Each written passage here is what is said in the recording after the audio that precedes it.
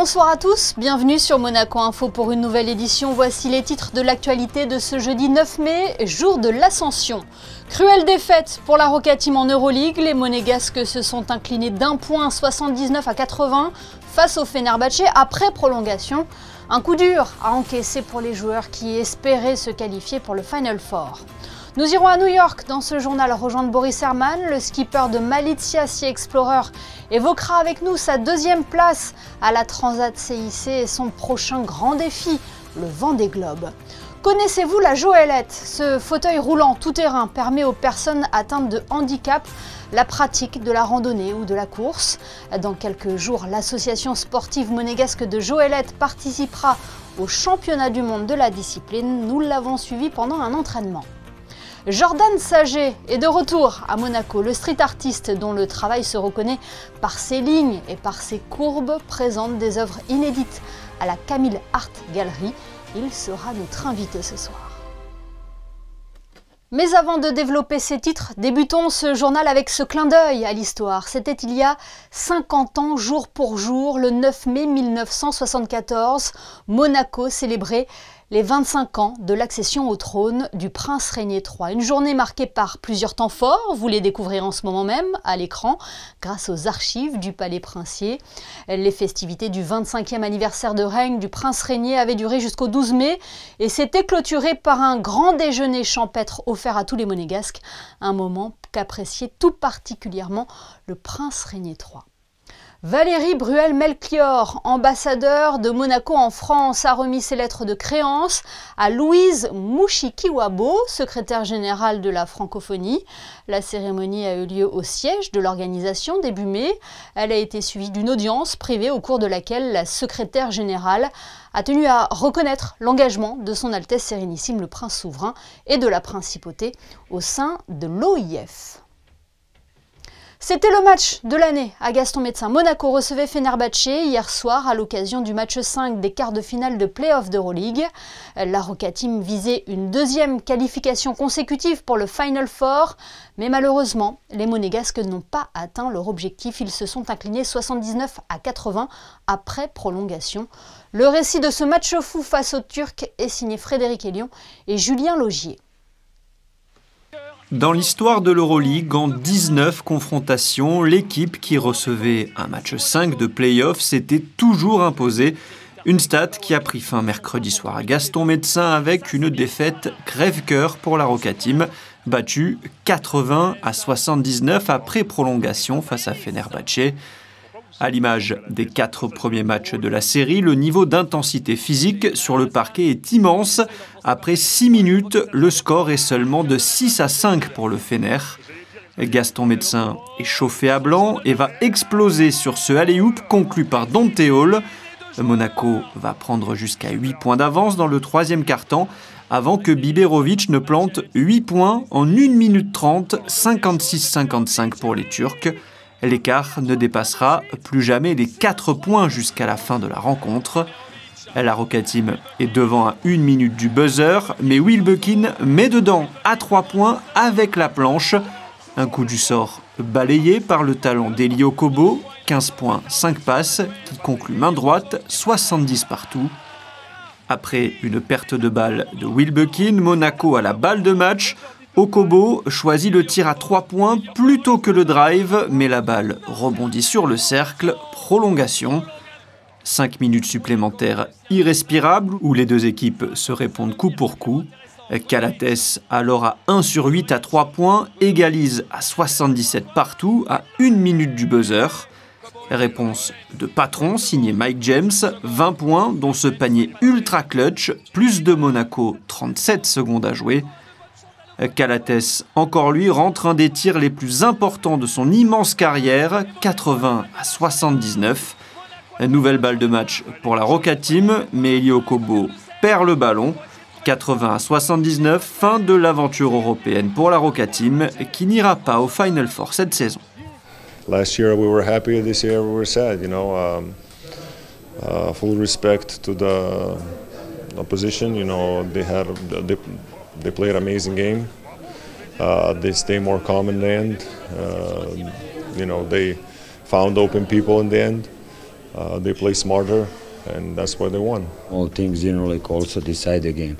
Unfortunately, we talk about this, like I cannot, criticize, like my guys. I think, we did, really physical, demanding, game. We played till the end, it's a lottery, like you could see also now the game, one ball here, one ball there, like we could finish.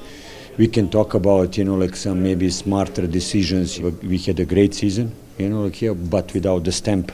We didn't manage to take one title. We didn't take a lot of people serious, so I kind of feel like this is kind of karma turn back around us because, like I said, not one French Cup, not one.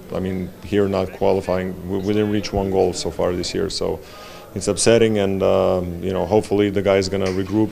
We're gonna refocus, and we're gonna understand that there's only one trophy left right now to win. And if we're not gonna put our minds into it, we're not gonna get it too. Monaco va avoir très peu de temps pour se remettre de cette désillusion puisque dès samedi, la Roca Team se rend à Blois pour le dernier match de saison régulière de Betclic Elite. Oui, Blois qui connaît déjà son sort en championnat, relégué en Pro B la saison prochaine. Voilà ce que nous pouvions dire sur l'immense déception de la Roca Team qui ne poursuivra pas l'aventure en Euroleague. Prenons la direction de New York à présent, où Boris Herman a signé une encourageante deuxième place à la Transat CIC, parti le 28 avril dernier de Lorient. Le skipper de Malizia Sea Explorer a livré une belle bataille dans cette course océanique en solitaire. Après 8 jours, 9 heures et 12 minutes en mer, Boris Herman est notre invité ce soir. Bonsoir Boris. Bonsoir. Merci de nous faire l'amitié d'être avec nous ce soir sur Monaco Info. Comment allez-vous après 8 jours de traversée en mer? Oui, plein de bonne humeur, excitation, content avec le résultat sportif. Deuxième place sur cette transat, le meilleur résultat sportif de l'équipe en IMOCA. Donc, une bonne journée pour Team Malizia. Ce n'est pas la première fois que vous faites votre arrivée dans la baie de New York. J'imagine que cela fait toujours quelque chose de côtoyer de près la Statue de la Liberté. Oui, ça fait des souvenirs. On est arrivé ici ensemble avec Pierre Casiraghi en septembre 2019 avec Greta Thunberg à bord, où il y avait des très beaux photos du bateau reçues par toute une flottille de 17 bateaux avec les 17 objectifs de l'ONU. 17 couleurs, c'était une très belle flottille et Greta Thunberg sur notre étrave, donc ça fait des beaux souvenirs ça. Vous l'avez dit, donc deuxième de cette Transat CIC, comment vous l'avez vécu cette course en solitaire, Boris? C'est une très belle course avec beaucoup d'histoires aussi attachées. Il y avait la première grande course océanique en solo dans l'histoire qui s'appelait The All-Star. À l'époque, ça partait de l'Angleterre et plus tard, le nom a changé, ça s'appelle The Transat. Il y avait Eric Tabarly et d'autres gens qui ont écrit l'histoire avec cette course. Eric Tabarly l'a gagné 2 fois, The All-Star. Donc, c'est une belle course mythique. Et donc, faire le nord de l'Atlantique, c'est une transat costaud avec beaucoup de vent fort et beaucoup de mer. Donc, une vraie challenge.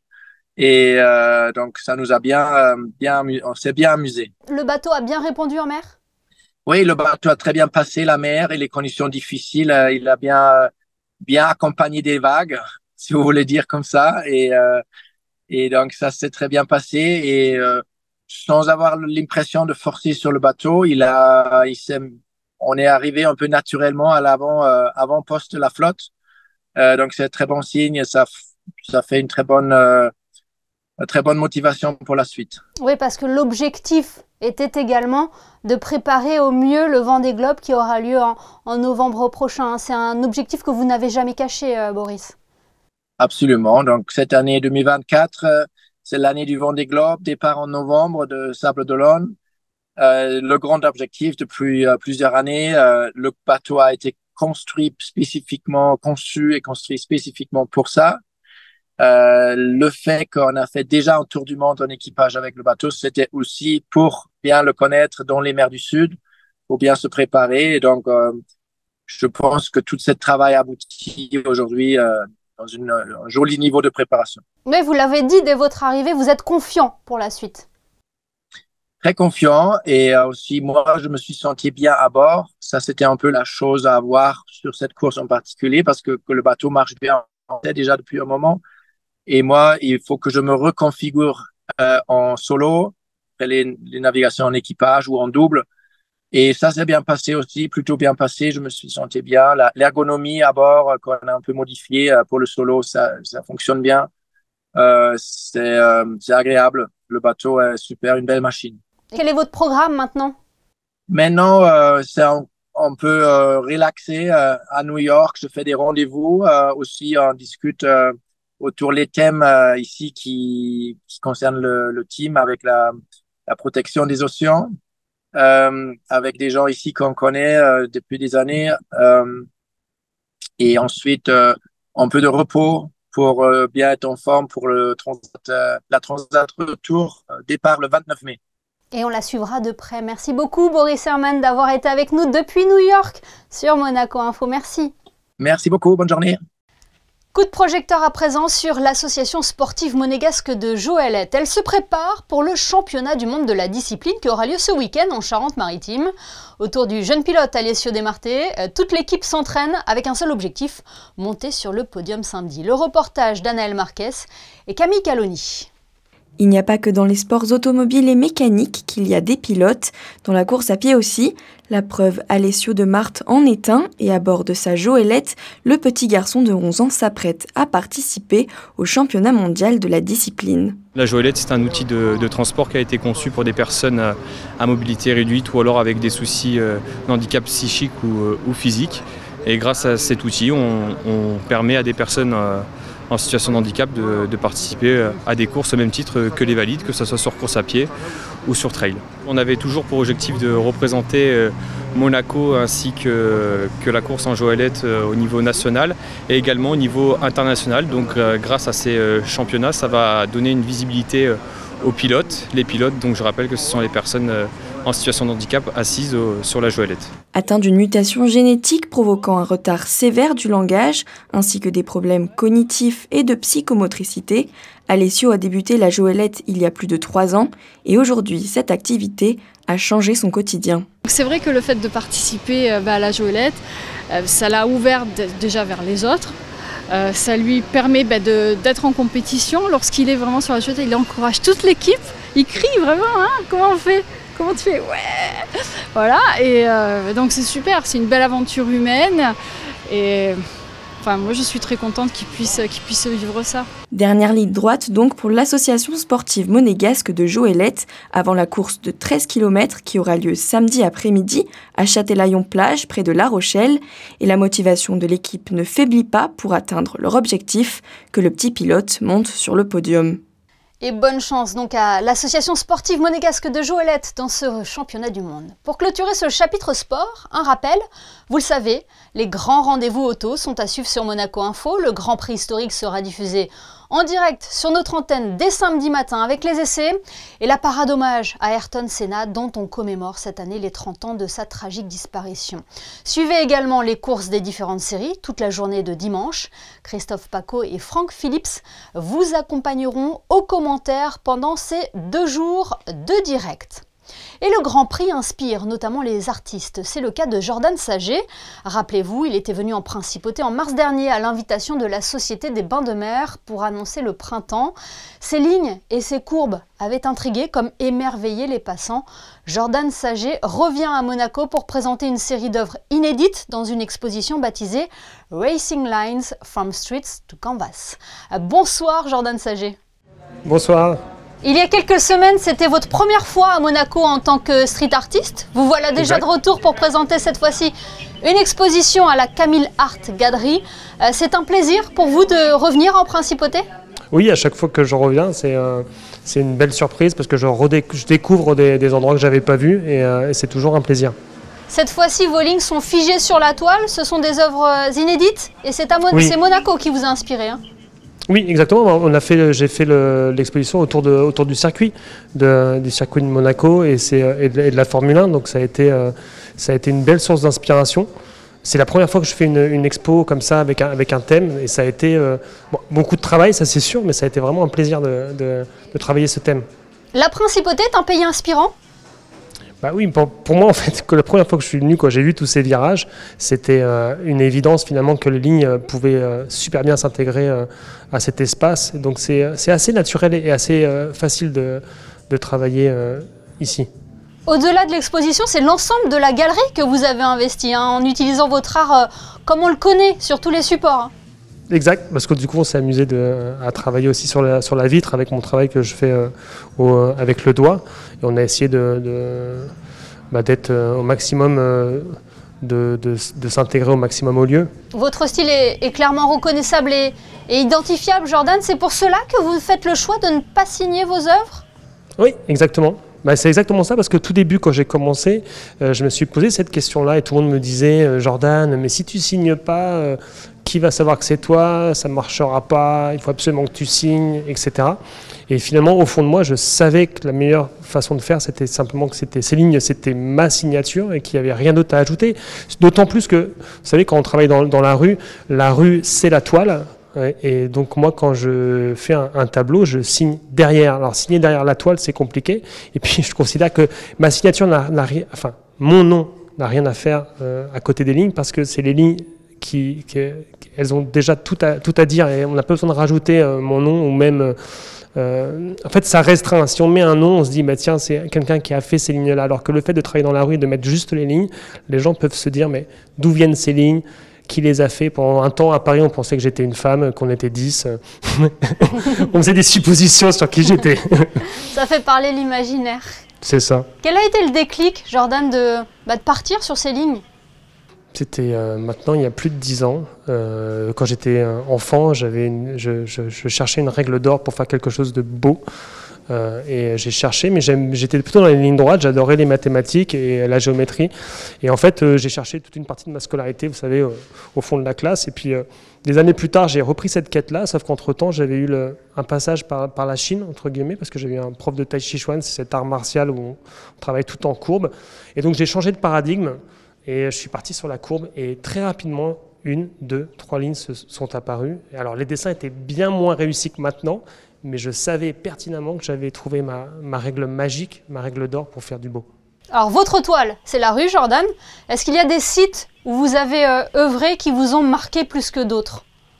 Monaco, ça a été vraiment un coup de cœur de travailler ici. À Paris, je dirais que c'était, bon, bien entendu, j'adore mettre en lumière ou mettre en beauté des lieux auxquels des bouts de trottoir, ça j'aime beaucoup, je l'ai fait beaucoup à Paris, j'ai fait sur des ponts et j'ai fait une grande œuvre sur le pont Saint-Louis à Paris.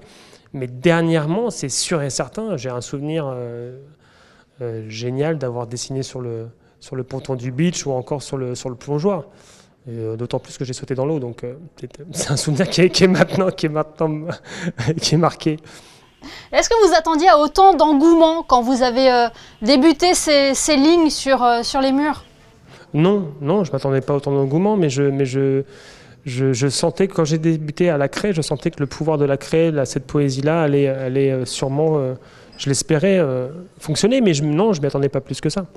En tout cas, en attendant, vos œuvres sont visibles à la Camille Art Gallery. Il se dit aussi que vous serez bientôt de retour à Monaco. Est-ce que c'est vrai? Oui, je pense. J'espère. En fait, ce que je dis souvent, c'est que ces lignes-là, c'est pas un hasard si ces lignes, je trouve, fonctionnent très bien avec Monaco, les virages, etc. Et puis j'ai eu des super retours dans la rue. C'est le plus important quand on travaille comme ça, c'est d'avoir un retour direct. Et là, un retour direct, je l'ai eu dans la rue ici, à Monaco. Et même des personnes âgées qui viennent me voir. Je sais que c'est un petit bijou, Monaco. On n'a pas envie forcément de toucher à son propre, à ces choses qui nous tiennent à cœur. Et ces gens-là m'ont dit, ça résonne, ça fonctionne. Et donc ça m'a touché. Et je pense que c'est sûr, enfin en tout cas moi je le ressens, il y a encore des choses, des histoires à raconter et des liens à tisser à Monaco. Je pense, j'en suis quasi sûr.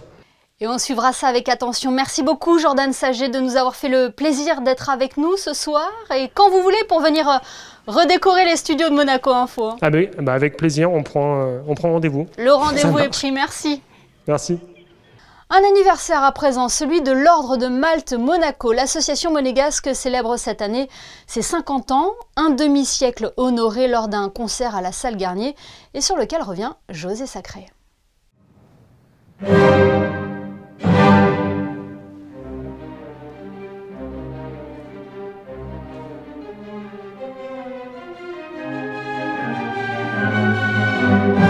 présence du prince souverain, bailli, chevalier grand croix d'honneur et de dévotion de l'ordre souverain de Malte, un concert caritatif a été donné mercredi 8 mai à la salle Garnier au profit des œuvres de l'ordre de Malte.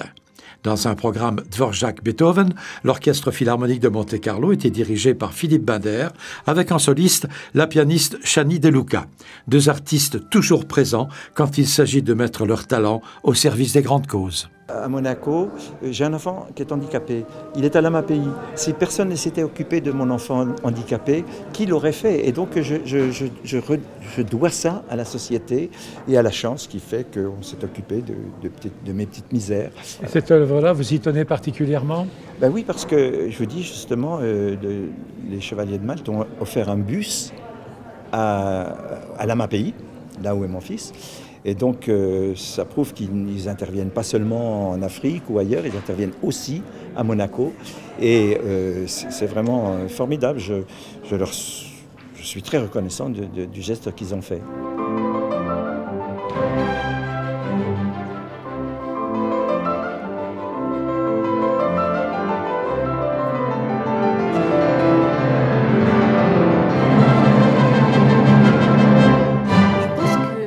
Ça me semble naturel de pouvoir contribuer à peu de choses pour finalement l'Ordre de Malte qui fait beaucoup, qui ont des engagements depuis tant d'années et qui sont vraiment dans la réalité.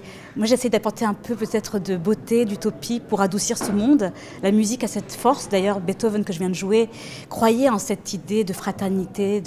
Hier c'était les 200 ans de l'hymne européen, cette idée vraiment de partage et je trouve que la musique permet d'élever nos âmes et aussi de nous consoler de ces moments difficiles. Et pour des œuvres aussi fortes, aussi généreuses que l'Ordre de Malte, ça me semblait naturel d'accepter.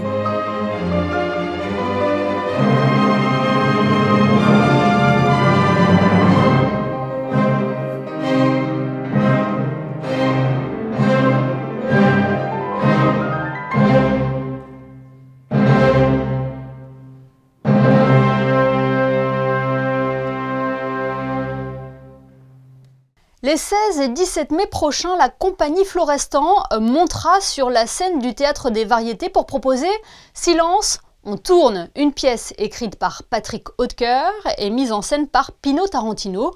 Patricia Navarro et Camille Caloni se sont glissés dans les coulisses des répétitions. Regardez. À raison de 4 répétitions par semaine, le rythme s'est intensifié pour les comédiens et le metteur en scène de la compagnie Florestan, tout investi dans la préparation des 2 représentations qui auront lieu les 16 et 17 mai prochains. Leur choix s'est porté sur une pièce de l'auteur Patrick Hautecoeur, intitulée « Silence, on tourne ». Le metteur en scène, Pino Tarantino, était à la recherche d'une pièce tout à la fois drôle et moderne.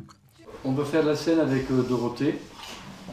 Tu es assise sur le banc et Lola, tu es en haut des escaliers. Cette pièce, elle parle d'un tournage d'une scène de film dans un théâtre. Et il y a une interaction avec le public, donc le public sera prêt à partir durant la pièce. Il dévoile un peu les côtés un peu satiriques du cinéma et que on ne peut pas faire toujours comme c'était prévu. Donc il y a des aléas et des imprévus, les comédiens ils sont pas toujours à la hauteur. Le public fait donc office de figurant et les personnages se retrouvent en permanence dans des situations pleines de malentendus ou cocasses. On ne voit que moi. Tu me mets dans une foule ou à côté d'une vedette, on ne voit que moi. Je ne fais pas exprès, c'est comme ça, je rayonne. Dis donc, ça doit être drôlement handicapant. Hein. Ah tu parles, ça peut foutre une carrière en l'air. Baptista! Oui. T'as pas vu Philippe? Je suis là. Oh, pardon, je t'avais pas vu. Je suis un comédien un peu mythomane, on va dire, qui pense être un très grand acteur, et puis en fait, non. Je suis Rose, qui est une comédienne, une diva, qui se prend pour la meilleure comédienne du monde et qui a toujours 20 ans. Je joue le rôle d'un producteur qui a plein de facettes à son personnage. Il est joueur, gigolo. Allez. C'est bon? Allez, silence demandé, merci. Moteur. Ça tourne. Annonce. Une étoile est morte, 24/1, première. Action. 8 comédiens au total de la compagnie sont à l'affiche de Silence on tourne. Un joli cadeau pour les spectateurs qui ne manqueront pas de rire à chaque scène les 16 et 17 mai, avant le grand projet qui anime déjà les membres de la compagnie Florestan, un spectacle unique pour célébrer les 40 ans de la compagnie. Alban Jean-Jambe nous a rejoint en plateau pour vos prévisions météo. Bonsoir Alban. Est-ce que le soleil sera toujours au rendez-vous vendredi ? Bonsoir Émilie, bonsoir à tous. Et oui, le soleil continue de briller sur la principauté demain et ça devrait continuer tout le week-end. Un ciel doux sans perturbation. Pour les températures, elles varieront entre 13 et 24 degrés. Et en ce vendredi 10 mai, n'oubliez pas de souhaiter une bonne fête aux Solanges. Plein soleil donc sur Monaco pour cette fin de semaine. Merci Alban pour ces bonnes nouvelles et merci à vous de nous avoir suivis. Ce journal est à présent terminé. On se quitte avec les photos de Stéphane Dana qui vous emmène ce soir dans les préparatifs du Grand Prix historique. Un événement à suivre, je vous le rappelle, en direct sur Monaco Info à partir de samedi. Demain, retrouvez Patricia Navarro pour votre JT. Excellente soirée à tous.